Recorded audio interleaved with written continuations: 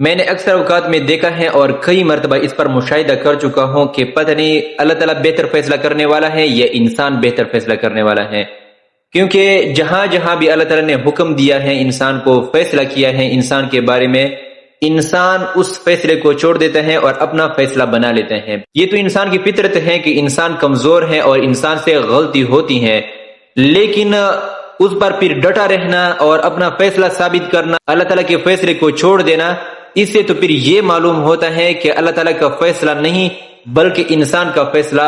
بہترین ہے، کیونکہ جو شخص اپنا فیصلہ بناتا ہے اور پھر اپنے فیصلے پر کھڑا ہوتا ہے اللہ تعالیٰ کے فیصلے کے بجائے، تو اس سے یہ معلوم ہوتا ہے کہ آپ کا فیصلہ بہترین ہے۔ میں کئی سالوں سے اس کے بارے میں سوچ رہا تھا اور میں نے آج اس کے بارے میں مکمل فہرست تیار کیا ہے کہ انسان نے اپنے فیصلے بنائے ہیں اور اللہ تعالیٰ کے فیصلے کو پیچھے چھوڑ دیا ہے۔ اس فہرست کو بیان کرنے سے پہلے میں آپ کو ایک مثال دیتا ہوں کہ 2-3 دن پہلے میں نے ایک ویڈیو بنائی ہے یوٹیوب کے لیے، اور اس میں نے بیان کیا تھا کہ یہ نبی علیہ السلام کا قبر مبارک ہے اور یہ حضرت ابوبکر کا ہے، یہ حضرت عمر رضی اللہ عنہ کا قبر ہے۔ تو اس میں بہت سارے لوگوں نے نیگیٹو کمنٹ کیا اور کہا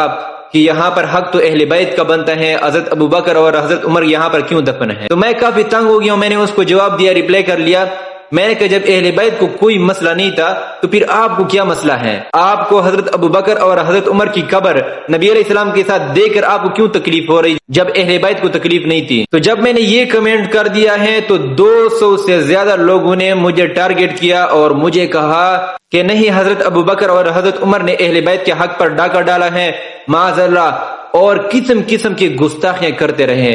یہ ایک دن کی بات ہے، 200 سے زیادہ لوگوں نے یہی ایک تنقید کیا ہے، اور بہت سارے لاعلم لوگ اس بات پر بھی آواز اٹھاتے ہیں کہ حضرت ابوبکر نے اور حضرت عمر نے حضرت فاطمہ کے ساتھ ظلم کیا، ناانصافی کیا ہے۔ تو میں کہتا ہوں کہ حضرت ابوبکر اور حضرت عمر کے دور میں حضرت علی رضی اللہ عنہ زندہ تھے۔ جب حضرت علی نے کچھ نہیں کہا تو پھر آپ کون ہوتے ہو؟ پہلا حق شوہر کا ہے کہ وہ آواز اٹھائے، پھر بچوں کا حق ہے جب امام حسن حسین نے اور حضرت علی نے، جس کو شیر خدا کہا جاتا ہے، نہ کسی سے ڈرنے والا ہے اور بڑی طاقت تھی آپ کے پاس، جب آپ نے کچھ نہیں کہا تو پھر آج کل کے لاعلم نوجوان اس پر کیوں آواز اٹھاتے ہیں؟ تو مطلب یہ ہے کہ حضرت علی اور حضرت فاطمہ اور حضرت ابوبکر عمر کے حالات ٹھیک تھے،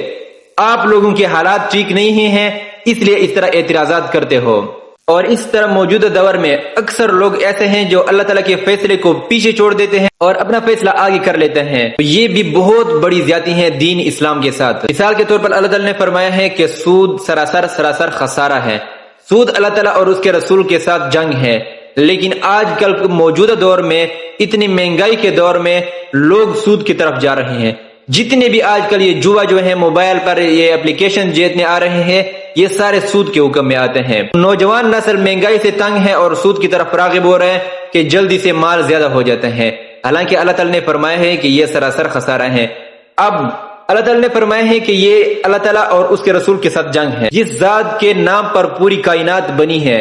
اگر آپ اس کے ساتھ جنگ کرنے کا سوچ رہے ہو تو بھی آپ تباہ و برباد ہو گئے۔ لیکن اللہ تعالیٰ نے تو فرمایا ہے کہ سود اگر آپ نے کر لیا تو مطلب یہ ہے کہ اللہ اور اس کے رسول کے ساتھ آپ نے جنگ کا اعلان کر دیا۔ اب اگر آپ نے جنگ کا اعلان کر دیا تو سمجھو خسارہ اور تباہی ہلاکی آپ کا ہی ہے۔ اسی طرح اللہ تعالیٰ نے جھوٹ اور دھوکے سے سخت منع کیا ہے کہ جھوٹ بولنے والا اور دھوکہ دینے والا سراسر ہلاکت میں ہے، بربادی میں ہے۔ اور نبی علیہ السلام نے فرمایا ہے کہ میرا امتی بشر ہے، انسان ہے، ہر غلطی کر سکتا ہے، لیکن 2 غلطیوں کی مجھے بالکل توقع نہیں ہے میرا امتی یہ 2 غلطی کرے۔ آپ نے فرمایا کہ میرا امتی جھوٹ نہیں بول سکتا ہے اور دھوکہ نہیں دے سکتے ہیں، لیکن خدا کی قسم ہے یہ بات میں گارنٹی کے ساتھ کہتا ہوں کہ آج کل پاکستان میں جو شہر بھی مجھے بتاؤ گے، جو بازار بھی مجھے بتاؤ گے، جو منڈی بھی مجھے بتاؤ گے، جو مارکیٹ بھی مجھے بتاؤ گے، وہاں پر جاؤ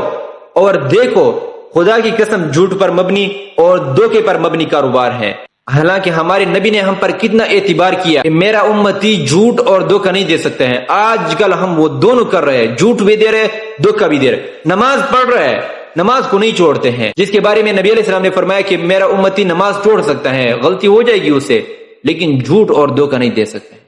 تو پھر ہم اس فیلڈ میں اتنے آگے ہیں اور اس پر ڈٹے رہے۔ آج کل کسی کاروبار والے کو کہتے کہ جھوٹ مت بولا کرو، وہ آپ سے ناراض ہو جائے گا۔ حالات یہاں تک آئے ہیں۔ اللہ تعالیٰ نے فرمایا ہے کہ زکوٰۃ دیا کرو، زکوٰۃ سے مال زیادہ ہوتا ہے، لیکن 70% لوگ زکوٰۃ نہیں دیتے ہیں۔